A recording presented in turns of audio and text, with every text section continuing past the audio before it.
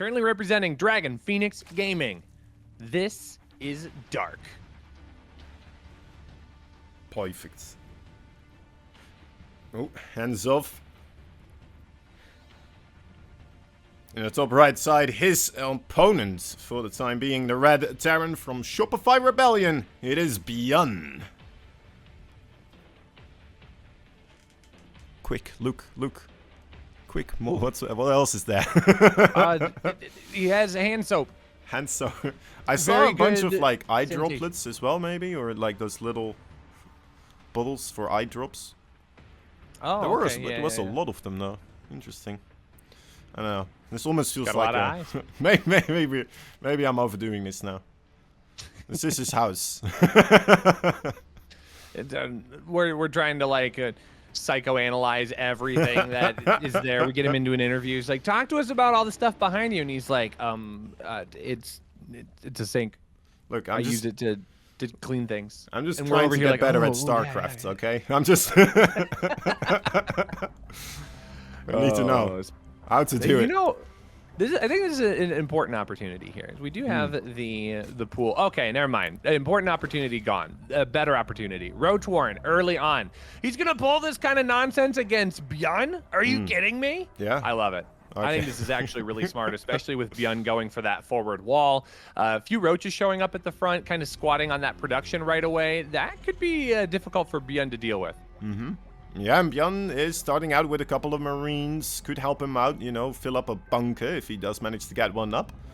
And he is kind of forcing these overlords at a further distance, right? It's nice that Dark keeps them alive, and actually this is a pretty good spot still for later down the line Ravagers coming in, right? It's not going to be too far for him gonna to float the provide that. barrack. Oh, wow, that is disgusting. Actually, you know, I think this is okay for Dark. Yeah, he's going to lose the Overlord, but look at all of this production time that is just off the table right now Yeah. for Byun. Yeah, and he's going to have to keep that barracks there because otherwise Dark just floats it back on top of the pillar. But this is an important moment. There are already roaches out onto the field. This might just push Dark forward with those units. He might want to wait a little bit longer for more of those roaches to pop out, but I think the time is now. There really aren't that many units. It's a couple of Marines back home, and that's it. What else is going to pop out of here? A Widow Mine, maybe a couple of Hellions? That's going to not deal well with this Roach Ravager force pushing forward. Yeah, a little bit of supply blockage might reduce the impact of this attack overall. And Dark is going drones behind this again, so it's not going to get reinforced. These units are just here alone. Once they die, that's all they've done. Let's see how much he can get done, as there's only, well, one Marine left right now, as it's more than enough. GG is called. And Dark takes game number 1. Wow, that was incredibly quick. It is, in the top left side, the Blue Zerg from Dragon Phoenix Gamers. Already 1 point. Dark. He's taking out Showtime like it was nothing. Just had him for breakfast, or dinner. Well, it's dinner time for them. Now, Top right. It's a Red Terran player. Shopify Rebellion. This is Byun. now, I forgot Byun was in the game. Now he's going up against Byun. That's right. That's right. Oh, look at that normal supply depot location. Dark's gonna do the same thing. I think this is probably the smart choice. Byun was very deliberate in his series with Ragnarok. I mean, he had some very distinct build orders, and possibly Dark capitalize on that again. And if he just wants to run the exact same Roach Ravager opening this time around, I think that could potentially work okay, especially since it's the command center first. So I think Dark might have just figured out the keys to speedrunning this group stage, man. I'm feeling confident here. Yeah, it does have that sense, doesn't it? He's almost done. He's getting there. There's the Roach Warren. Double barracks this time around for Byun. But still a command center on the low ground going up first. So we'll see how much Byun manages to squeeze out as a defensive force this time around. And well, one thing that has me a little bit worried is the fact that we're, again, not seeing any scouting happening for Byun here. Oh, man, he could just be, you know, he could just be thinking, like, which person in their right mind would do that twice? Which, of course, it's not gonna happen again. Well, maybe with the double barracks. Let's see. Reactor coming up. That's gonna be okay production for the Marines, but I don't know how many he's gonna have. He didn't slow it down in any way with a Overlord kill either, or lessen it. It's starting up a bunker. Yeah, I mean, take a look at that army evaluation. 15 to 1, now 2. This is going to be a painful opportunity. The reactor is important because that's going to help accelerate that growth, but I don't think it's going to be enough time. I mean, it's the exact same scenario as game number 1. Byun uses the opportunity to try and take an advantage elsewhere, when in reality, it just needs to be cranking out units. And even with a bunker, 4 Marines is going to be a tall order to try and defend against this force that, like you said, is not being slowed down by a quick Overlord kill. I mean, we could possibly just see these roaches waddle up and it just becomes a game over scenario. Yeah, you could just run by the bunker as well. There's no wall up there to hold them back. It's going to engage the bunker first. The SCV's trying to repair here. More SCVs will have to be pulled. No way around that. One Marine doesn't quite manage to get into the bunker. Oh, this is close now. Well, Byun at least holding on for a little bit longer. Right, and he may have to still evacuate the low ground, but at least he's not flat out dead. I'm a bit surprised that this game is continuing at this point, but it is drone production for Dark. Yeah, these units will be able to clean this up. That Ravager is going to try and get some last moments of damage here, picking off a couple more Marines, making the point very clear here to Byun that this is my game and you're just lucky to live inside of it. But Dark now has made that transition happen. He's droned up behind this. He is going to be even on bases, which is not great for the Zerg player in the short term, but I think in the long term, Dark has done a decent amount of damage to at least be able to stabilize. Yeah, exactly. Killing off so many of those units overall. He went straight into drones as well, right? He never met reinforced with anything. Had he gone just straight up Zerglings with speed behind that, this game may have been over, actually. It's possible, but he would have had to have had speed since he cut that out of the equation for his roach production. And he's actually getting more roaches now. He's getting 7 or 8. Maybe worried about the follow-up response here from Byun. He's not winding up to go swing again, is he? I mean, this is going to be a harder order for him to get on top of, especially with the wall. That's a lot of roaches. Yeah, it is quite a couple of roaches.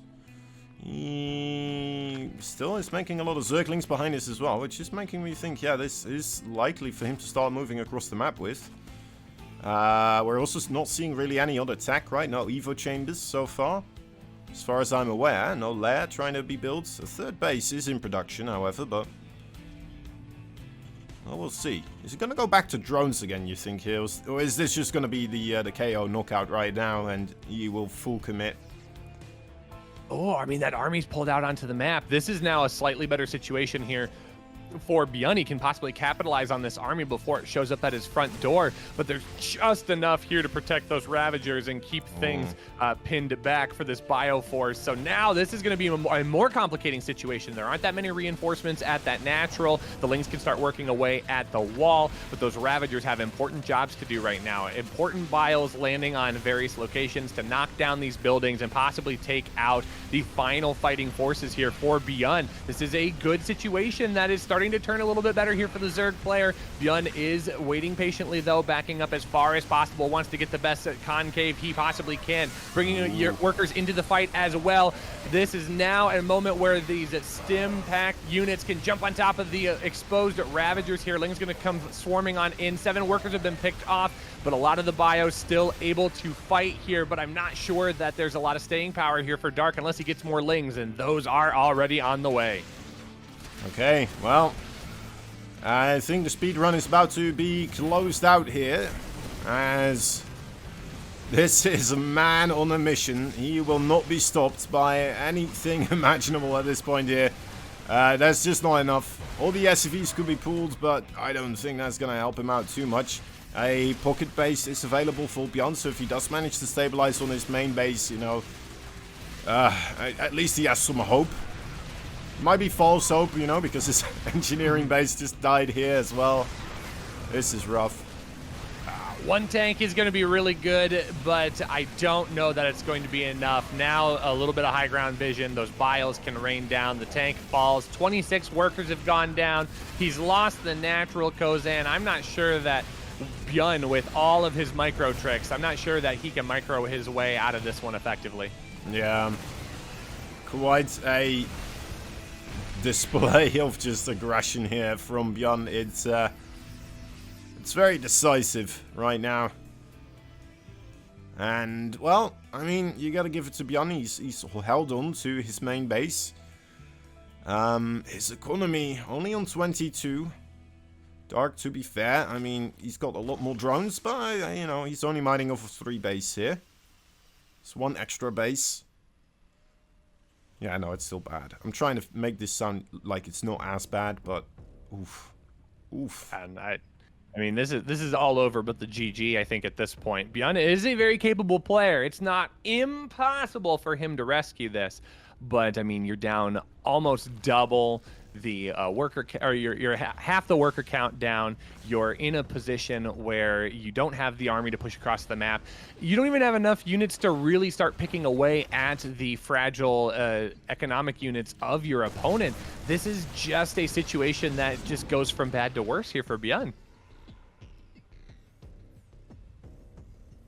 Yeah, it's a night swim in construction. It's looking nice.